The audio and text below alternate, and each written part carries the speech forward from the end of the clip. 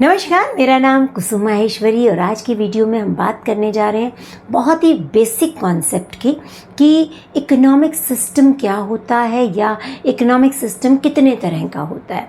देखो, जैसे एक पॉलिटिकल सिस्टम होता है जिसमें हमें ये बताया जाता है कि जो पावर्स हैं जितनी भी इकोनॉमी के अंदर, वो सारी की सारी केंद्र में रहेगी या उसको स्टेट्स और लोकल गवर्नमेंट के साथ बांटा जाएगा। तो उसके बेसिस पे हम ये डिसाइड करते हैं या ये बताते हैं कि इस कंट्री के अंदर ये वाला पॉलिटिकल सिस्टम है। बिल्कुल उसी तरीके से जो भी एक सोसाइटी है या एक देश है, उसका एक इकोनॉमिक सिस्टम भी होता है और उसको बहुत कॉन्शियसली चूज़ किया जाता है। उस देश को बिल्ड करने वाले या उसकी नींव रखने वाले वो उसको चूज़ करते हैं। तो वो क्या चीज़ चूज़ करते हैं या क्या कैसे पता चलता है कि इकोनॉमिक सिस्टम कौन सा है?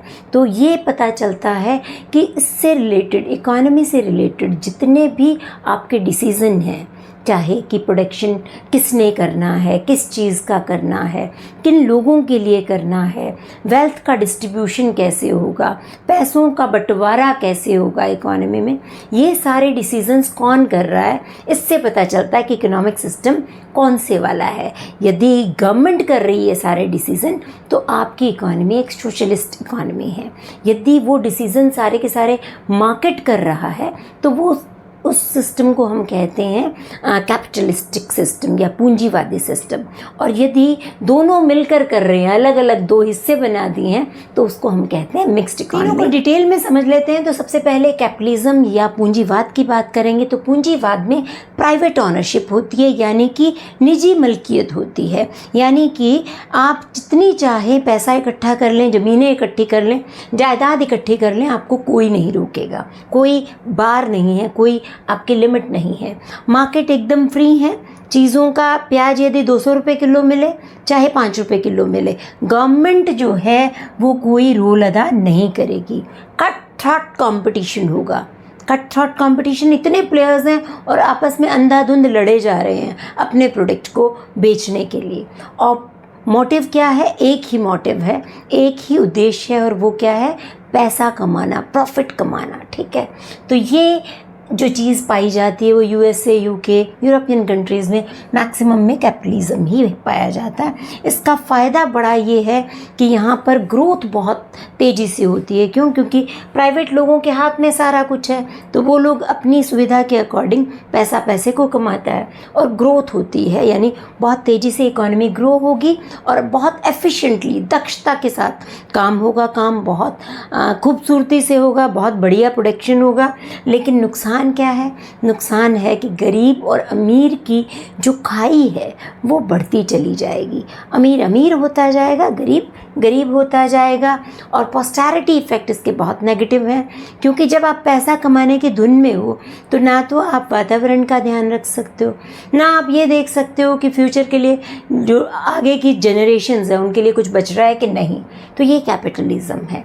सोशलिज्म क्या है? बिल्कुल इसके ऑपोजिट। यहाँ पर सब कुछ सरकार के हाथों में है, या सरकार जिसको नाम दिया जा रहा है एक सेंट्रल अथॉरिटी है जो कि सारे देश के रिसोर्सेज की प्लानिंग करेगी। कितना बनाना है, कैसे बनाना है, किसके लिए बनाना है, कितने रुपयों में बेचना है, वो सारा का सारा ये प्लानिंग अथॉरिटी जो है वो तय करती है। और ये काम किसके लिए करेगी? सोशल वेलफेयर के लिए। ये प्रॉफिट के लिए काम करते थे, ये लोगों के भले के लिए काम करेगी। इसमें जो है कंपटीशन होता था। यहाँ पर क्या है कि जो पैसा है उसको रीडिस्ट्रीब्यूट, यदि किसी के पास ज़्यादा भी है तो उसको जो है उससे लेके गरीबों में उसको बांट दिया जाता है, रीडिस्ट्रीब्यूट कर दिया जाता है। और यहाँ पर सरकार के रेगुलेशंस चलते हैं। सरकार जो कहेगी वैसा ही होगा। ठीक है, स्वीडन, डेनमार्क, क्यूबा में ये कुछ हद तक कमोबेश पाया जाता है ये सिस्टम इस टाइम। और इसका फ़ायदा क्या है? फ़ायदा ये है कि इक्वेलिटी आती है। क्यों? क्योंकि जब सत्ता ही ऊपर से काम ही इसके लिए कर रही है, इक्वेलिटी के लिए, है ना, समानता के लिए। एनवायरनमेंट को प्रोटेक्ट करते हैं, फ्यूचर को प्रोटेक्ट करते हैं। लेकिन समस्या यहाँ पे भी है। समस्या यहाँ क्या है कि एक तो तानाशाही बढ़ जाती है, जिसको हम सरकार कहते हैं। जिन्होंने डिसीज़न लेना है वो अपनी मनमानी करना शुरू कर देते हैं। करप्शन आता है, यहाँ पे एक बहुत बड़ी प्रॉब्लम है। लिमिटेड ग्रोथ होती है, ग्रोथ भी क्योंकि वो लोग अपने अकॉर्डिंग डिसीज़न लेते हैं तो ग्रोथ भी जो है लिमिटेड, यानी कि जस्ट ये एक दूसरे के ऑपोजिट हैं, ठीक है, कंसिक्वेंसेस के मामले में। देन कम्स की mixed economic system. Mixed economic system वो सिस्टम है जब इन दोनों की कमियां सामने आ गई तो जो नए देश आए उन्होंने ये सिस्टम अडॉप्ट कर लिया कि भाई इसमें भी कमी है, इसमें भी कमी है, हम दोनों का मिक्सचर रख लेते हैं। तो उन्होंने दो सेक्टर्स रखे, इकोनॉमी को बांट लिया। एक सेक्टर रखा जो कि स्ट्रैटेजिक तौर पे बहुत मजबूत ज़रूरी था इकॉनमी के लिए, जैसे डिफेंस हो गया, हमारे देश में रेलवे हो गया, तो उन सब चीज़ों को पब्लिक सेक्टर में रखा, बाकी नॉर्मल चीज़ों को प्राइवेट सेक्टर में रख लिया, ठीक है। जो पब्लिक सेक्टर है वो इसके अकॉर्डिंग चल रहा था, चलता है, और प्राइवेट सेक्टर जो है वो बिल्कुल इसकी तरह चलता है। गवर्नमेंट का रोल जो है, गवर्नमेंट कुछ हद तक कुछ चीज़ों के अंदर डायरेक्ट रोल भी अदा करती है, जैसे रेलवे है या बहुत सारे और अदारे हैं जिनमें सिर्फ गवर्नमेंट काम करती है, या फिर गवर्नमेंट भी काम करती है, सरकारी बसें भी चलती हैं, सरकारी हवाई जहाज भी हैं, सब कुछ है, ठीक।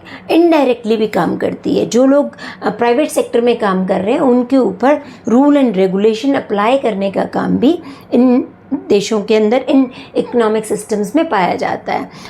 वो प्राइवेट के साथ मिलकर भी काम करती है, पब्लिक प्राइवेट पार्टनरशिप के अकॉर्डिंग आजकल इस पे भी काम करती है। तो मिक्स्ड इकोनॉमिक सिस्टम में ये सारी चीज़ें आ जाती हैं और ये सारे फ़ायदे और ये सारे ही नुकसान इसके अंदर आ जाते हैं। कुल मिला के यदि कंक्लूडिंग नोट में आप बात करें तो आप ये कह सकते हो कि कोई भी इकोनॉमी इस टाइम ना तो पूरी तरह से कैपिटलिस्ट है और ना ही सोशलिस्ट है। सभी मिक्स्ड इकोनॉमिक सिस्टम्स में ही काम कर रही हैं, यदि एक्चुअल तौर पे देखा जाए तो इसी में काम कर रही हैं, लेकिन झुकाव सबका कैपिटलिज्म की तरफ ज़्यादा है। सोशलिज्म की तरफ जो है रेगुलेटरी काम चल रहा है कि गवर्नमेंट जो है रेगुलेशंस पे काम करती है। तो ये आपका ये वाला जो है चैप्टर हुआ। Thank you so much for watching. समझ में आए तो फीडबैक दें और नहीं आए तो भी फीडबैक दें।